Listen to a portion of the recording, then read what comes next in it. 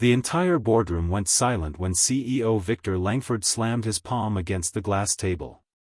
The skyline of New York shimmered behind him, but inside that room, the air was thick with humiliation. The biggest tech company in the country was on the brink of collapse. Their newest AI infrastructure project, a system worth billions, had failed repeatedly for 6 months. Engineers from MIT, Stanford, and global firms had tried and failed. Investors were losing patience. Stocks were dropping. Media was circling like vultures. Victor adjusted his diamond cufflinks and looked at the exhausted faces around him. "I'm tired of excuses," he said coldly. "Fix this system. Fix the instability in the neural core algorithm. Whoever fixes it," he paused dramatically, a slight smirk forming. "I'll give you $100 million. The room murmured. Some thought he was joking. He wasn't. "But let's be honest," he added mockingly, leaning back.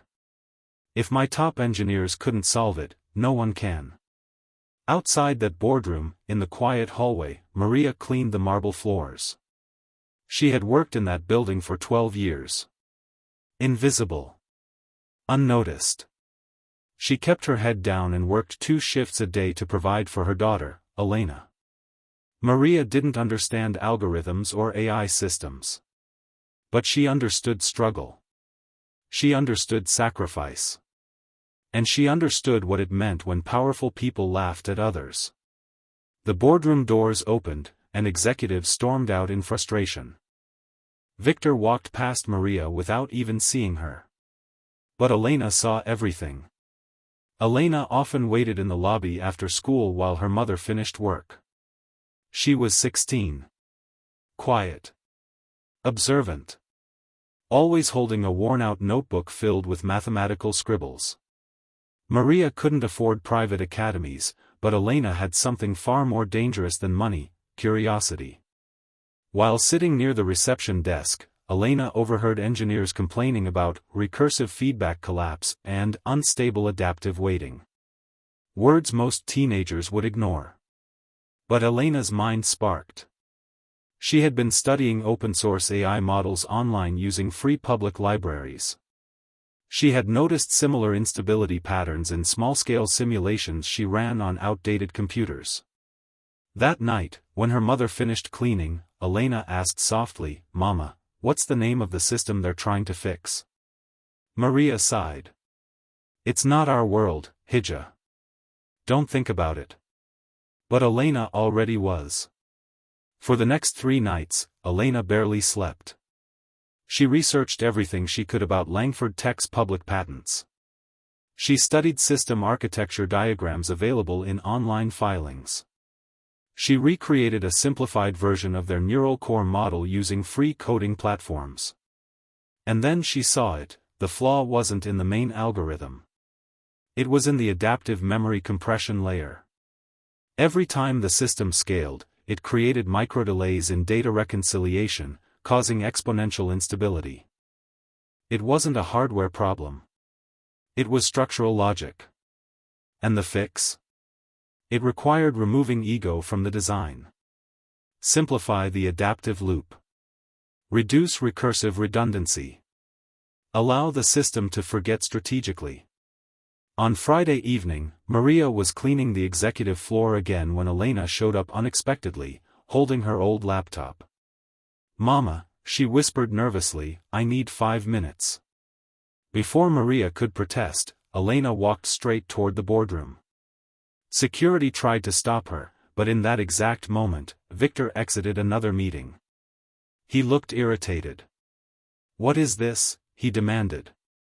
Elena swallowed her fear. "Sir. I know how to fix your system."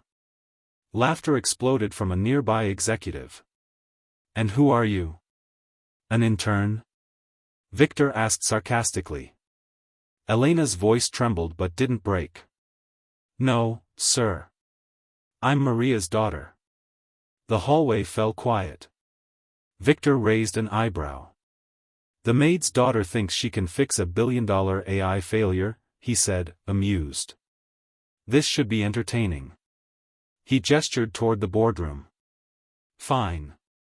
You have 10 minutes. Impress me. Engineers stayed behind to watch the humiliation unfold.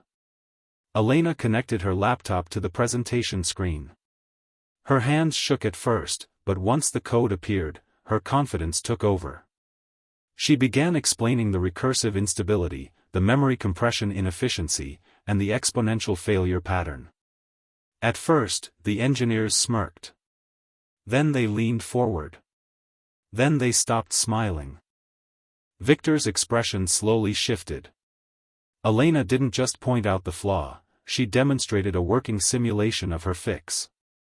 A simplified adaptive loop that stabilized growth without feedback collapse. She finished quietly. Your system isn't broken because it's weak. It's broken because it's too proud to simplify. Silence filled the room. One senior engineer whispered, "Run it." They connected her logic to a sandbox environment. The system stabilized. No spike. No crash. No collapse. Victor stared at the screen as if reality had betrayed him. 6 months. Millions spent. Global experts hired. And the solution came from a teenager waiting in the lobby. He cleared his throat. Run a full simulation, he ordered. 30 minutes later, the results were undeniable. Stable. Efficient. Scalable. Victor turned slowly toward Elena. The mockery was gone. "What's your name?" he asked quietly.